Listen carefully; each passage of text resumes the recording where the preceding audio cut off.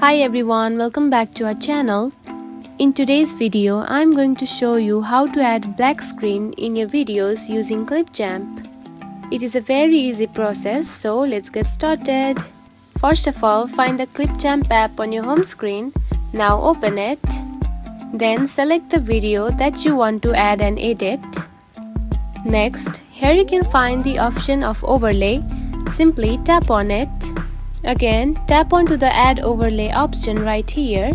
Now to add the black screen, choose the black screen from your camera roll, or you can also add it from the stocks.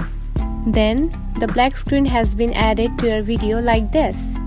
Now you can place the screen however you want to add and edit the video as usual. And that's it. This is how you're gonna add the black screen on your videos using Clipchamp app. It is a very easy process, right? If you found this video helpful, don't forget to like and subscribe for more tips. Thanks for watching.